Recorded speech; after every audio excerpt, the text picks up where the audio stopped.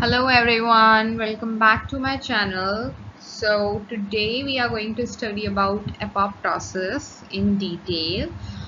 Before that, before proceeding into the video, I just want to request to you all to do please like, comment, share and subscribe to my channel. And also if you want any particular topic of your choice to be explained by me, please do suggest that topic name in the comment section below. I will definitely make the separate video on that particular topic suggested by you guys. Okay, so let's get started. Let's understand what is apoptosis and let's understand how it facilitates the cell cycle. Okay, so apoptosis, what is apoptosis? Apoptosis is basically programmed cell death. Okay, apoptosis को जब आप explain करते हो and if you want a basic definition, it is a programmed cell death. Okay, it is an energy dependent mechanism and it is a programmed cell death which is essential for the development and homeostasis to maintain the cell cycle, to maintain the number of cells for their growth and uncontrolled proliferation. उस सब के लिए apoptosis is a very important mechanism. Okay, so apoptosis, as I said, is an energy dependent biochemical mechanism, which refers to programmed cell death. So when I say programmed cell death, what do I mean is cell death definitely हो रहा है, but it is programmed in a manner that cell cycle और बाकी के जितने भी factors हैं, effectors हैं, जो भी regulators हैं, वो ये ज़रूर देखते हैं कि जो apoptosis हो correct मैनर में हो, फर्स्ट, सेकेंड करेक्ट जगह पे हो, वेयर इट इज रिक्वायर्ड, उस पॉइंट पर ही एपोप्टोसिस हो, तो वो उसके लिए प्रॉपर एक मशीनरी होती है बॉडी के अंदर जिसे हम एपोप्टोटिक मशीनरी बोलते हैं, जिसमें कैस्पेजेस, रेगुलेटर्स वो सब आते हैं. Okay, that we are going to study today, that how is the cycle regulated in a manner कि वो सब कुछ एकदम नॉर्मल कंडीशन में रहता है. Almost, when it is not in a normal condition, it will definitely give rise to like any change or any disease or something like that, any mutation. So I'm going to give you an example also. If apoptosis does not happen, so understand it like that. We have 4 fingers, right? And these 4 fingers we get since our birth, right? So ये जो 4 fingers है, how does our body know कि ये 4 fingers and 1 thumb में मुझे divide करना है हाथ को? How does our body functions कि वो इस तरीके से ही हर organism के hands और legs को कर पाती है? So what happens is ये हाथ जुड़ा रहता है पहले जब ये fetal stage में रहता है, not fetal, जब embryo stage में रहता है कोई भी बेबी, तो वो उस टाइम पे जुड़ा रहता है, प्रॉपर हाथ जो है वो एक जैसे रहता है. व्हाट हैपेंस इज एपोप्टोसिस होता है सेल के प्रोलिफरेशन के को रोकने के लिए. वहां पर जो सेल्स हैं वो इनिशिएट करते हैं एपोप्टोसिस को to give it a proper structure, इस मैनर में कि वो एक प्रॉपर स्ट्रक्चर को रिसेंबल करे. Okay, so that is how apoptosis functions or works. Now, apoptosis, the demise of cells by apoptosis is marked by a well-defined sequences of morphological changes. हमको कैसे पता या not हमको तो पता ही नहीं चलता because it is happening inside our body. But then cells को कैसे पता चलता है या फिर किसी को भी कैसे पता चलता है सेल मशीनरी में दैट कि ये जो सेल है ये एपोप्टोटिक सेल है या ये सेल जो है ये ग्रो कर रहा है? How does sales no? So जब भी कोई सेल एपोप्टोसिस के लिए भेज दिया जाता है बाय चेक पॉइंट्स और कोई डिजीज के वजह से, कोई म्यूटेशन की वजह से, whatever is the reason behind, तो वो सेल में कुछ मॉर्फोलॉजिकल चेंजेस आ जाते हैं. उस मॉर्फोलॉजिकल चेंजेस से कैस्पेजेस को और जो भी डिग्रेडेटिव प्रोसेस है, जो भी डिग्रेडेटिव फैक्टर्स हैं, इफेक्टर्स हैं, उनको उस तरीके से वो मॉर्फोलॉजिकल चेंजेस से पता चल जाता है. So it is a very highly regulated procedure and energy dependent process. It is different from necrosis. Necrosis is an accidental cell death. जब apoptosis is a programmed cell death, when cells are programming us, the death of the particular cell because of XYZ reason. But necrosis is an accidental cell death. Okay, I have in the later part I have included the comparative slide for necrosis and apoptosis. So there I'm going to explain you in detail what is necrosis. Apoptosis play a very important role in development, immune system, regulation of immune system, tissue homeostasis to maintain the environment, tissue environment, which is optimum for a particular body structure, and disease prevention. Disease prevention में भी help करता है because C uncontrolled proliferation को रोक रहा है, so it is definitely inhibiting cancer. If proliferation होता जाएगा and apoptosis will not play a role in that particular cell cycle, तो वो uncontrolled proliferation can definitely lead to tumorigenesis, which is cancer. So it is also preventing disease. Okay, what is the historical background of apoptosis? How does apoptosis term came into picture? So this term was introduced by Kerr, Wiley and Curry.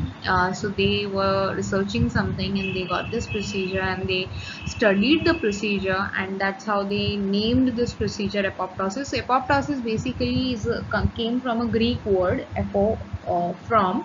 Apo means from, and tosis means falling. So from falling. So that's how this word came into the market. Now it is observed in embryonic development. Where it is observed? Embryonic development में मैंने बताया आपको embryonic stage में जब भी embryogenesis हो रहा होता है तब embryonic development के टाइम पे apoptosis देखा जाता है at the correct time and environment. Tissue remodeling जब होती है तब immune responses के टाइम पे भी it plays an important role. Recognized as a conserved mechanism in multicellular organism. Multicellular organism के अंदर ये conserved mechanism है which is very vital and crucial for every cell cycle too, or every cell for that matter. Okay. Moving forward. Okay, so as I told you, there are some morphological features or changes which happens in the apoptotic cell which differentiate it from a normal cell. Okay. So what are those morphological features or changes? So see, apoptotic cells जो होते हैं वो बहुत ही ज़्यादा compact हो जाते हैं, छोटे हो जाते हैं, उनके मेम्ब्रेन्स के सरफेस पे ब्लेबिंग हो जाती है, क्रोमेटिन जो है वो कंडेंस हो जाता है, डीएनए जो है वो फ्रेगमेंट्स में टूट जाता है, एंड सेल्स जो हैं वो भी फ्रेगमेंट में टूट जाते हैं, सेल श्रिंकेज हो जाता है, and there is one condition which is known as pyknosis. Pyknosis is chromatin condensation, वो हो जाता है. क्रोमेटिन इज बेसिकली डीएनए होता है उसके अंदर जो सेल होता है उसके अंदर जो न्यूक्लियस होता है, न्यूक्लियस के अंदर जो क्रोमोसोम्स होते हैं उसका कंडेंसेशन हो जाता है. So that is chromatin. So ताकि वो फ्यूचर में माइटोसिस फेज में नहीं जा सकता, कंडेंसेशन हो गया तो obviously if it is not going into the mitotic phase then it will not form the daughter nuclei. So वो इस तरीके से inhibitory procedures और inhibitory changes कुछ हो जाते हैं जो कि effectors or regulators or whatever is regulating this machinery, उनको ये चीज़ समझ में आती है कि this is a apoptotic cell. Okay. So pycnosis is a very important characteristic feature of apoptosis. बाद में जैसे जैसे apoptosis की कंडीशन बहुत आगे बढ़ जाता है जब प्रोसीजर, तो वो प्लाज्मा मेम्ब्रेन ब्लेबिंग हो जाती है सरफेस के ऊपर, सेल फ्रेगमेंट सेपरेट होने लग जाते हैं, एंड एक बडिंग जैसा प्रोसीजर आपको पता है कि if budding, so small birds, तो उस तरीके से ही स्ट्रक्चर हो जाता है सेल का when they go into apoptosis. Apoptotic bodies जो होती हैं they consist of cytoplasm, tightly packed organelles में cytoplasm होता है उनके अंदर, with or without nuclear fragment होता है, because see everything is now getting condensed or everything is now in a manner, because उसको apoptosis में जाना है, cell death में जाना है, तो वो it can be with nuclear fragment or without nuclear fragment. Okay, so it depends. सो ये जो बॉडीज होती हैं ये फेगोसाइटोज हो जाती हैं। फेगोसाइटोज मतलब एकदम उनका शेल श्रिंकेज हो जाता है, उनका जो सरफेस जो सेल मेम्ब्रेन प्लाज्मा मेम्ब्रेन होती है वो एकदम एनगल्फ्ड हो जाती है। तो वो पूरा सेल जो एक तरीके से because it is engulfed by the macrophages। तो फेगोसाइटोसिस मतलब क्या होता है कि जो सेल है that is engulfed by some other cell. So macrophages basically इन्हें एनगल्फ कर लेते हैं, तो फेगोसाइटोसिस हो जाता है, प्लाज्मा मेम्ब्रेन का सेल रहता ही नहीं है। केमिकल चेंजेस भी आते हैं कुछ कुछ एपोप्टोटिक सेल्स में, जो कि सराउंडिंग सेल्स को ये मैसेज कन्वे करते हैं that this is a apoptotic cell.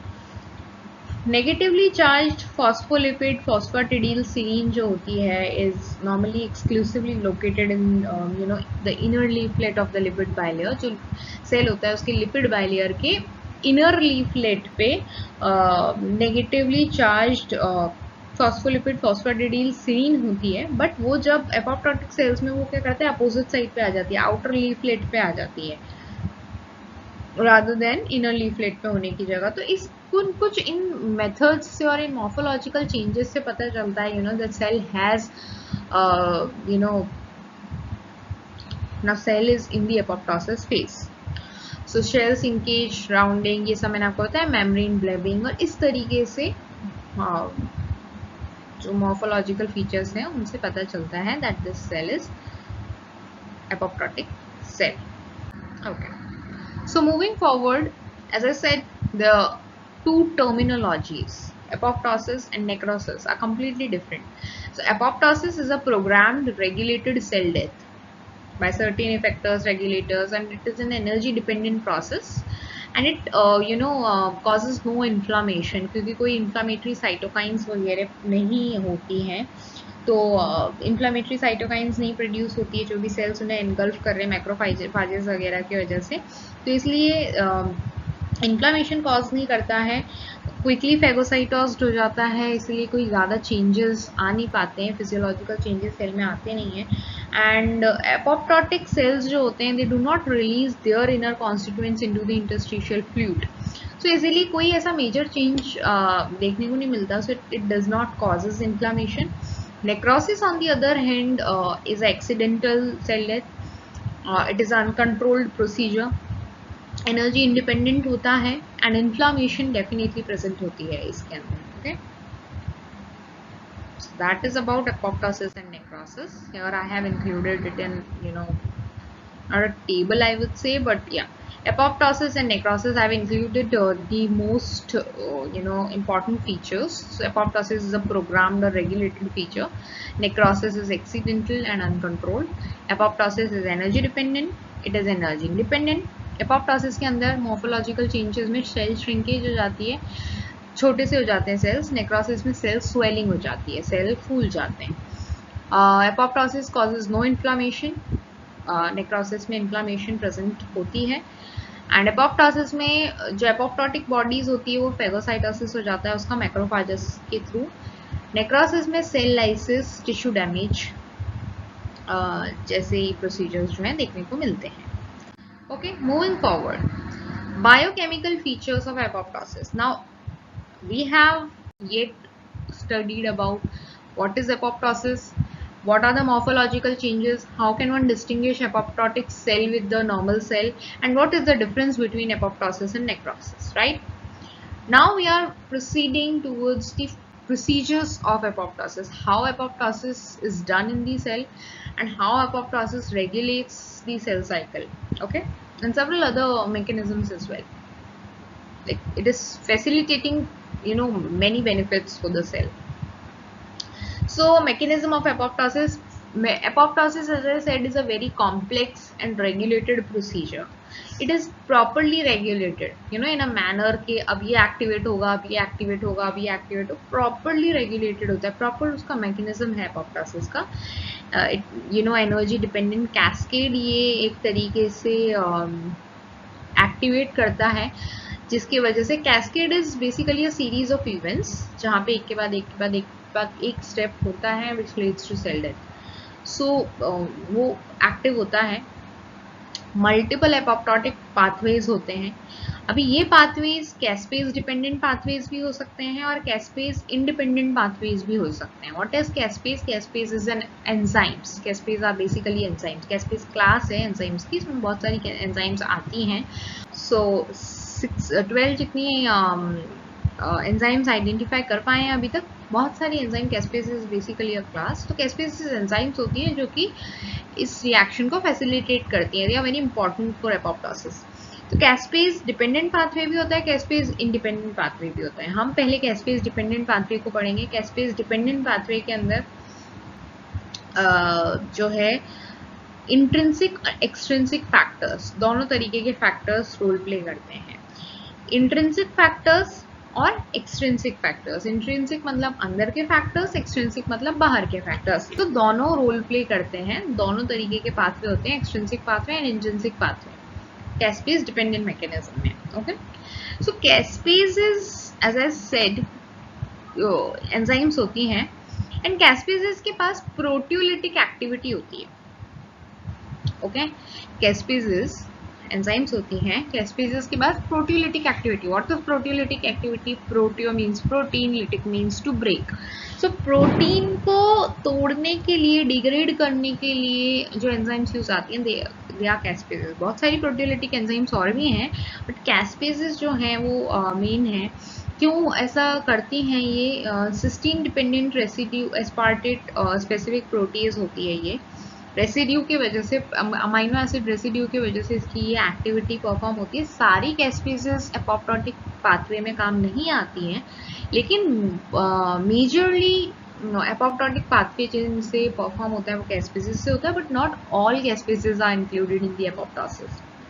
Okay, so see caspases को भी फर्दर उनके मैकेनिज्म के थ्रू दो पार्ट में डिवाइड किया गया है. One is initiator caspases, second is executioner caspases. Now by the name I am sure कि आपको समझ में आ गया होगा what are they. इनिशिएटर कैस्पेजेस क्या होता है? ऐसी कैस्पेजेस जो प्रोसीजर को स्टार्ट करेंगी, जो प्रोसीजर को शुरू करने का काम करेंगी. ऐसी caspases basically caspase number 2, caspase number 8, caspase number 9 and caspase number 10. They are initiator caspases. Executioner caspases का मतलब है once the cascade is activated, तो फिर वो एग्जीक्यूशनर कैस्पेजेस जो हैं वो फर्दर उस प्रोसीजर को लाइक एग्जीक्यूट करती हैं वो एक्टिवेट होने के बाद. So they are executioner caspases. 3, 6 and 7 are executioner caspases in mammals. ठीक है, तो अब जितनी भी कैस्पेजेस हैं ये जब सिंथेसाइज्ड होती हैं और ये जब बॉडी के अंदर रहती हैं तो प्रो कैस्पेजेस के फॉर्म में रहती है. So what happens is pro caspases breaks into 2 parts. एक छोटा सा मॉलिक्यूल और एक बड़ा मॉलिक्यूल, तो वो मिलकर, जब वो मिल जाते हैं दोनों मॉलिक्यूल्स, वो एक एक्टिव टेट्रामर बनाते हैं. दोनों मिलकर जब वो एक्टिव टेट्रामर बनाते हैं तब कैस्पेज एक्टिव होती है और तब वो उसकी एक्टिविटी को, प्रोटियोलिटिक कैस्केड को एक्टिवेट करती है या फिर शुरू करती है. अब जिस कैस्पेज ने प्रो कैस्पेज को एक्टिव किया वो हो गई इनिशिएटर कैस्पेज. अब जो आगे का क्लीवेज और सेल डेथ तक प्रोसीजर को लेके जाएगी और बाकी के जो आगे के प्रोसीजर्स हैं, जो आगे की रेगुलेटर्स या फैक्टर्स जो भी हैं उनको एक्टिवेट करने का काम करेगी, वो होती हैं executioner caspases. Okay, so 2 main caspase dependent apoptotic pathways होते हैं, extrinsic and intrinsic. Now we are going to study about intrinsic and extrinsic both one by one.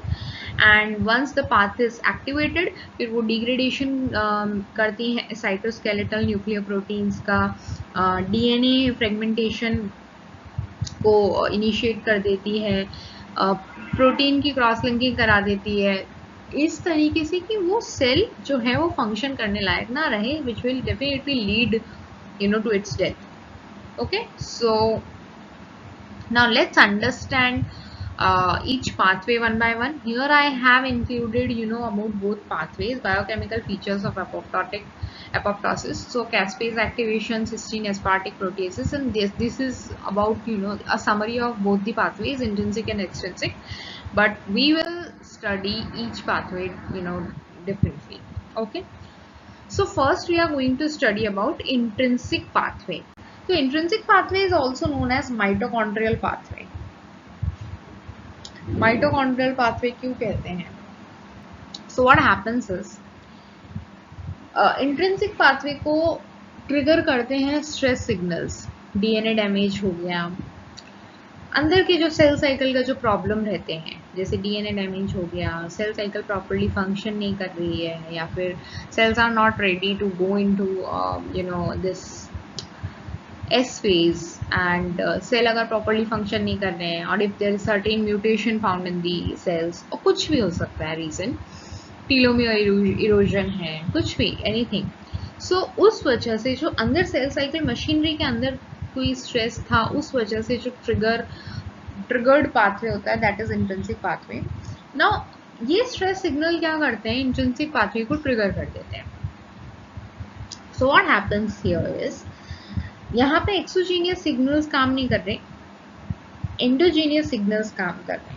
So in intrinsic apoptotic pathway, mitochondria plays a very important role in this pathway. So mitochondria क्या करती है, mitochondria cytochrome C को release कर देती है। Once mitochondria releases the cytochrome C into the cytoplasm, जो बाहर जो सेल का जो साइटोप्लाज्म होता है वहां पर वो cytochrome C को रिलीज कर देती है। Now what can cytochrome C do? So what happens is mitochondria के पास एक और ये like how does mitochondria know कि रिलीज करना है, या कैसे वो रिलीज करती है, माइटोकॉन्ड्रिया कैसे बाहर भेज देती है साइटोप्लाज्म में। So mitochondria has this mitochondrion outer membrane permeabilization, MOMP बोलते हैं इसको, अब्रीविएटेड फॉर्म उसका मॉम्प है। सो माइटोकॉन्ड्रिया के पास वो माइटोकॉन्ड्रियल आउटर मेम्ब्रेन परमिएबलाइजेशन होता है, जिसके थ्रू वो साइटोक्रोम सी को रिलीज कर देती है। साइटोक्रोम सी एक बार रिलीज हुआ, सो साइटोक्रोम सी क्या होता है, जाकर बाइंड करता है एपैप से, ये जो लिखा हुआ है इधर एपैप 1, सो इससे बाइंड करता है। Apaf 1 is apoptotic proteases activating factor. जो प्रोटीएजेस होती हैं, प्रोटीन डिग्रेडेशन के लिए जो एंजाइम्स होती हैं, उनका एक्टिवेटिंग फैक्टर होता है एपैप 1। साइटोक्रोम सी बाइंड करता है एपैप 1 से। Once it binds to Apaf 1, तो उसके बाद it leads to hydrolysis of the bound DATP to DADP। जो ATP होता है उसका ADP बन जाता है। जैसे साइटोक्रोम सी बाइंड करता है एपैप 1 से, तो जो ATP होता है उसका ADP बन जाता है। जैसे ही ATP से ADP बनता है, कन्फर्मेशनल चेंज आता है एक स्ट्रक्चर में ऑफ एपैप 1। एपैप 1 के स्ट्रक्चर में कुछ चेंज आता है, एंड वो स्ट्रक्चर जो है हेप्टामेट्रिक कॉम्प्लेक्स जैसा बन जाता है, कॉम्प्लेक्स बन जाता है, जिसे हम एपोप्टोजोम बोलते हैं। सो फॉर्मेशन ऑफ एपोप्टोजोम, जिसमें एपैप 1 जुड़ा है, साइटोक्रोम सी जुड़ा है, नाउ दैट उससे फिर आकर इनकॉर्पोरेट हो जाती है प्रोकैस्पेज 9। जब एपोप्टोजोम बनता है तो एपोप्टोजोम में प्रोकैस्पेज 9 is an inactivated form of caspase 9। सो अभी ये एपोप्टोजोम बना, प्रोकैस्पेज 9 भी आकर बाइंड हो गई। अब प्रोकैस्पेज 9 ब्रेक करेगी small subunit and large subunit में, टेट्रामर बनाएगी। Once it forms the tetramer, caspase 9 activate हो जाती है। जैसे ही अब ये इनिशिएटर एंजाइम हो गई, इसके अंदर इनिशिएटर कैस्पेज हो गई, कैस्पेज 9, प्रोकैस्पेज 9 और कैस्पेज 9 व्हाटएवर यू से। नाउ ये एक्टिवेट करती है एग्जीक्यूशनर कैस्पेजेस को, which is basically caspase number 3 in this step. तो वो उसको एक्टिवेट करती है। जैसे ही वो उसको एक्टिवेट करती है, सेल एपोप्टोसिस साइकिल जो होती है वो चालू हो जाती है, and then it leads to cell death. इस तरीके से इंट्रिंसिक पाथवे और माइटोकॉन्ड्रियल पाथवे रोल प्ले करता है। I hope you all have understood. अब first I just want to explain one thing to you all. I don't know if you are getting this doubt or not, but mitochondria को मैंने आपको बताया, mitochondria trigger हो जाती है by some stress signals और something. But see, stress signal cells के अंदर हुए, बट वो चीज़ को कन्वे करने के लिए सम प्रोटीन फैक्टर और सम फैक्टर इज नीडेड वो मैसेज को कन्वे करने के लिए। सो BCL2 फैमिली के जो प्रोटीन्स होते हैं वो इस मैसेज को कन्वे करते हैं। BCL2 मेम्ब्रेन फैमिली के जो प्रोटीन्स होते हैं वो इस मैसेज को कन्वे करते हैं to mitochondria, and then mitochondria releases the cytochrome C, and then rest I have explained. So this is how intrinsic pathway or mitochondrial pathway regulates the apoptosis cycle. Okay. So BCL2 family regulation, BCL2 जो होता है, I am sorry if you are, if this part is not visible to you. BCL2 family regulation की वजह से mitochondrial outer membrane permeabilization होता है, वो membrane जो है permeable हो जाती है, मॉम जो मैंने आपको बताया परमिएबल होने की वजह से साइटोक्रोम सी रिलीज करती है, and that's how apoptosome formation होता है, which leads to activation of caspase 9 and then it leads to cell death. Moving forward to extrinsic pathway और डेथ रिसेप्टर पाथवे भी इसको बोला जाता है, DR pathway. Okay, so extrinsic pathway के अंदर क्या होता है, how extrinsic pathway is regulated. See as the name suggests, extrinsic pathway extracellular signals से trigger होता है। So जो भी extracellular signal molecules होते हैं, they bind with extracellular signal molecules, they bind with receptors, death receptors, जो cell surface receptors जो होते हैं उनके साथ वो bind करते हैं। जैसे एक एग्जाम्पल है fast receptor का, तो fast receptor का ligand होता है FASL। So when it binds to death receptors, क्यों वो bind करता है, अभी कुछ सिग्नल्स की वजह से, कुछ ऐसे प्रॉपर एक्स्ट्रा सेल्यूलर सिग्नल्स होते हैं, जैसे पता चलता है cell needs to go into apoptosis phase. तो अभी Fas as an example, it's Fas receptor is a member of TNF receptor family, तो उसका लिगेंड FASL होता है, फैटी एसिड सिंथेटेज लिगेंड। तो जो टारगेट सेल होता है जिसको एपोप्टोसिस में लेके जाना है, उससे FASL एंड FASR ये दोनों जाके बाइंड करते हैं, वो टारगेट सेल से FASL एंड FASR दोनों जाकर बाइंड करते हैं।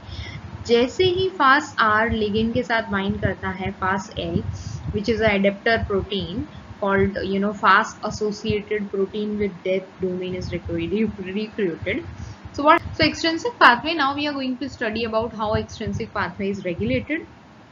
ओके, एक्सट्रिंसिक पाथवे में क्या होता है, एक्सट्रिंसिक फैक्टर की वजह से ये पाथवे जो है रेगुलेट होता है। एक्सट्रिंसिक सिग्नल मॉलिक्यूल्स जो होते हैं, दे बाइंड विद डेथ रिसेप्टर्स और सेल सरफेस रिसेप्टर। अब जो भी टारगेट सेल है, जो भी जिसको भी एपोप्टोसिस में लेके जाना है, वो टारगेट सेल है, उस टारगेट सेल के सेल सरफेस रिसेप्टर, सरफेस पे जो रिसेप्टर्स होते हैं उनसे जाके extra cellular signal molecules bind करते हैं, and that's how this pathway activates और फंक्शंस। ओके, तो फास्ट रिसेप्टर एक एग्जाम्पल है। Fast receptor is a member of TNF receptor family, उसका लिगेंड होता है FASL।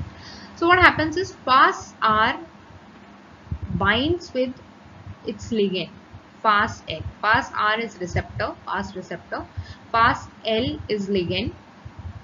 Receptor and ligand have a very high proximity with each other. तो FASR binds to its ligand. जैसे ही वो bind करता है, FASL is an adapter protein, जैसे ही वो बाइंड करता है FASR FASL से, तो एक डोमेन एक्टिवेट होता है which is fast associated protein with death domain. It is also known as FADD. तो वो FADD कॉम्प्लेक्स बोल सकते हो, वो एक्टिवेट हो जाता है। Once it activates, अभी FADD में दो डोमेन्स हैं, death domain and death effector domain. Okay, so दो डोमेन्स अलग अलग तरीके से फंक्शन करते हैं। नाउ व्हाट हैपेंस इज, जो डेथ इफेक्टर डोमेन है, मैंने आपको बताया दो डोमेन है फैड के अंदर, FADD के अंदर दो डोमेन्स हैं। सो जो डेथ इफेक्टर डोमेन होता है ना, वो रिक्रूट कर देता है प्रोकैस्पेज 8 को।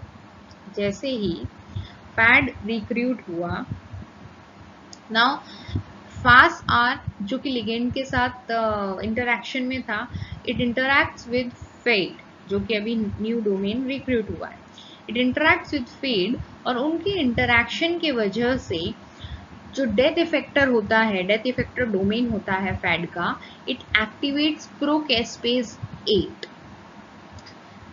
जैसे ही वो प्रोकैस्पेज 8 को एक्टिवेट करता है, वो ब्रेक डाउन होती है, वो एक single sorry not single but एक टेट्रामर स्ट्रक्चर बनाते हैं. As soon as it that makes the tetramer structure, caspase 8 activate हो जाती है. जैसे ही कैस्पेज 8 एक्टिवेट होती है, वो एग्जीक्यूशनर कैस्पेजेस को एक्टिवेट करती है. 3 caspase 3 and caspase 7 which further leads to cell death. Okay, तो इस तरीके से एक्सट्रिंसिक पाथवे जो है वो फंक्शन करता है. Now sometimes what happens is, ये पाथवेज को भी इनिबिटर लगता है, ये पाथवेज को भी तो रोकना पड़ेगा ना एट सम पॉइंट. सो उसके लिए इनिबिटर्स आते हैं. So there is this inhibitor called as C-flip. So C-flip binds to this domain which is recruited, fat domain. उसके साथ C-flip bind करता है, caspase 8 के साथ C-flip bind करता है, and that renders the domain and the enzyme inactive. So that's how extrinsic pathway works or functions. So I have included a flow chart. So death ligand binding fast receptor अपने ligand के साथ bind करता है, death receptor activate होता है, it recruits the fat domain जिसे हम बोलते हैं, वो एक्टिवेट हो जाता है. इसको हम डिस्क इंड्यूसिंग सिग्नल कॉम्प्लेक्स भी बोल सकते हैं फैट को. सो यहाँ डिस्क फॉर्मेशन लिखा हुआ है, DISC is death inducing signal complex. तो वो एक एक्टिवेट हो जाता है FADD domain which further recruits procaspase 8 और 10. वो ब्रेक डाउन होता है उसका, it leads to the tetramer structure, caspase 8 या 10 एक्टिवेट होती है, and that leads to the cross linking of the protein और apoptosis in general. Okay, execution phase cascades जो होती हैं, जो कैस्पेज होती हैं, कैस्पेज का कैस्केड एम्पलीफाई कर देता है प्रोटियोलिटिक एक्टिविटी को, जिसकी वजह से सेल्यूलर सबस्ट्रेट्स जो होते हैं जैसे PARP हुआ, लेमिन हुआ, साइटोस्केलेटन प्रोटीन्स हुए जो सेल में होते हैं, वो क्लीवेज होने लग जाता है, उसका DNA फ्रेगमेंटेशन होने लग जाता है, न्यूक्लियर कोलैप्स हो जाता है, एंड एपोप्टोटिक बॉडीज फॉर्म होती जाती है और फेगोसाइटोसिस होता जाता है मैक्रोफेजेस के through. So that's how this process और this phase is regulated. Okay, यहाँ पर एग्जीक्यूशन फेज का भी एक फ्लो चार्ट है. कैस्पेज कैस्केड एक बार एक्टिवेट हुआ, it leads to substrate cleavage, DNA fragmentation, nuclear collapse और एपोप्टोटिक बॉडीज फॉर्मेशन, और ये बढ़ता जाता है जब तक उसको इनिबिटर उसको आके रोकता नहीं है. Okay, so regulation of apoptosis, how apoptosis is regulated, I think it is clear to everybody. So BCL2 family proteins होते हैं, pro apoptotic family proteins, Bak, Bad, ये सब हैं. एंटी एपोप्टोटिक हैं जो कि एपोप्टोसिस को रोकने का काम करते हैं. सो BCL2 फैमिली प्रोटीन रेगुलेट करता है एपोप्टोसिस को, ओवरऑल रोकने का भी काम करता है, इनिबिट भी करता है, एंड प्रो एपोप्टोटिक इनके उसको प्रमोट भी करता है. सो BCL2 BCL-XL इनिबिटर्स की तरह काम करते हैं.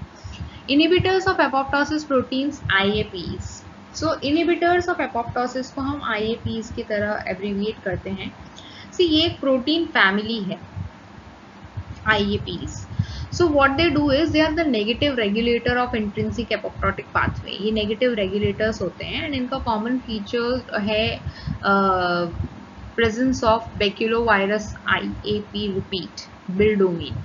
बार बार अगर बिल डोमेन ये हो रहा है, रिपीट हो रहा है, तो फिर वो उसका लाइक प्रेजेंस को मार्क करता है. सो इन IAPs क्या करते हैं, कैस्पेसेस को इनिबिट कर देते हैं by promoting the degradation of active caspases. जैसे ही एक्टिव कैस्पेसेस को इनिबिट कर दिया तो वो इनएक्टिवेट स्टेट में चला जाएगा, या फिर ये कैस्पेसेस को सिक्वेस्ट्रेट करते हैं, रिजर्व करते हैं, उनके सबस्ट्रेट के पास उनको नहीं जाने देते, तो वो बाइंड नहीं करेगी, तो वो फंक्शन नहीं करेगी, एक्टिव नहीं होगी. तो ये दो तरीके से इनिबिटर्स ऑफ एपोप्टोसिस प्रोटीन्स जो है वो काम करते हैं. ट्यूमर सप्रेसर जीन्स यहाँ पर मैंने इंक्लूड किया है कौन कौन रेगुलेट करता है एपोप्टोटिक साइकिल को. सो BCL2 family protein is one regulators. Inhibitors of apoptosis protein are second, and then tumor suppressor genes P53. So it induces apoptosis in response to DNA damage. जब DNA damage रहता है और DNA is not in the proper form, so तब apoptosis induce करने का काम P53 का होता है. I'll definitely include the role of P53 in the cell cycles video in the description box below. So for all those who wants to watch can watch. Survival signals, PI3K pathway and ACT pathway, they counteract apoptosis. मतलब cell का भी अपना survival mechanism और survival signals होते हैं cells के पास. They want to prove to the cell cycle that they are not so useless to go into the apoptotic cycle. तो वो सर्वाइवल सिग्नल्स कुछ सेल्स के पास होते हैं जिनको which is different pathway, okay, altogether. If you want a separate video on that, please do let me know below in the comment section. I will definitely make a video on that. So apoptosis and development in physiology, how apoptosis impacts or supports or functions the development and physiology of the tissues. So see, sculpting tissues during embryogenesis, जब digit formation होता है, मैंने आपको बताया finger formation जब होता है तो किस तरीके से apoptosis help करता है, that I have already explained. Elimination of self-reactive lymphocytes. Self reactive lymphocytes का जो एलिमिनेशन होता है, जिसे क्लोनल डिलीशन कहते हैं, उस तरीके से भी एपोप्टोसिस बॉडी को सपोर्ट करता है कि जो self reactive lymphocytes which can further lead to autoimmune disorders, तो उसका एलिमिनेशन बहुत ज़रूरी होता है. तो एपोप्टोसिस वो भी काम करता है, क्लोनल डिलीशन का भी काम करता है. Maintenance of tissue homeostasis, tissue की इंटीग्रिटी, टिश्यू का ऑप्टिमम जो एनवायरनमेंट टिश्यू को चाहिए होता है वो मेंटेन करने में, वो प्रोलिफरेशन अनकंट्रोल्ड ना हो, वो सब देखने में it maintains that. And removal of damaged और इन्फेक्टेड सेल्स, जो भी डैमेज सेल्स हैं, जो भी इन्फेक्टेड सेल्स हैं, उनको रिमूव करने का काम करता है बॉडी से. How apoptosis helps in diseases. So see, one example and one most important example is cancer. If uncontrolled proliferation होगा, then can lead to apoptosis in the cells, right? So uncontrolled proliferation को रोकने का काम apoptosis करता है. So it is definitely helping in preventing diseases. Neurodegenerative diseases को भी रोकने का काम करता है. एक्सेसिव एपोप्टोसिस होता है एल्जाइमर्स, पार्किंसंस डिजीजेस में, तो वहाँ पे भी प्रिवेंट करने का काम करता है. एंड प्रिवेंट तो किसी तरीके से उसे कंट्रोल करने का काम करता है, right? Autoimmune diseases, as I just told you in the previous slide, की ऑटो रिएक्टिव सेल्स को एलिमिनेट कर देता है बॉडी से, क्लोनल डिलीशन जिसे हम बोलते हैं. सो ऑटो इम्यून डिजीजेस को प्रिवेंट करता है. वायरल इन्फेक्शंस को प्रिवेंट करता है. हाउ? वायरसेस में ब्लॉक और ट्रिगर एपोप्टोसिस. वायरल इन्फेक्शन को ये प्रिवेंट करता है, बट वायरसेस जो होते हैं दैट कैन ब्लॉक और trigger apoptosis in the cells. Functioning machinery को acquire कर लेते हैं viruses basically. So that's how they can differ, they can interfere with the procedure. Detection and assays for apoptosis. What are the detection and assays for apoptosis? Apoptosis के लिए कुछ detections और assays क्या क्या हैं?